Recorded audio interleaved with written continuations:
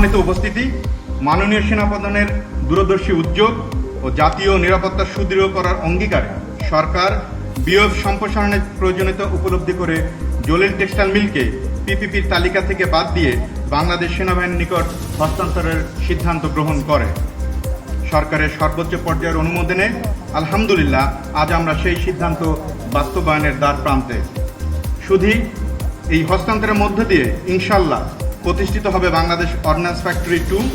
এটি শুধু একটি নতুন কারখানা নয়, এটি দেশের নিজস্ব প্রতিরক্ষা শিল্প সক্ষমতা, কৌশলগত প্রতিরক্ষা ও আত্মনির্ভরতার পথে এক নবজাগরণ। আমরা যা কিছু ফায়ার করব সেগুলো সব আমরা নিজেরা তৈরি করব।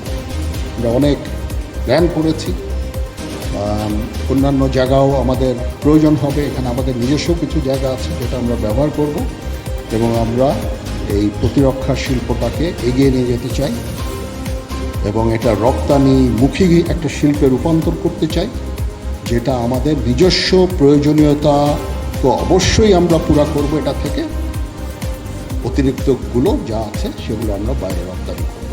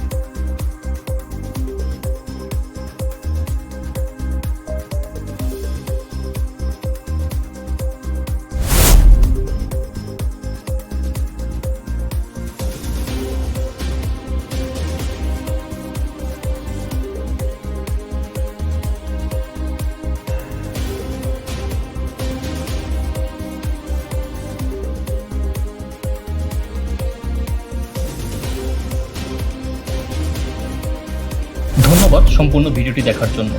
গ্লোবাল মিট আপডেটকে ফেসবুক পেজে ফলো করতে ভিজিট করুন www.facebook.com/military.upglobal।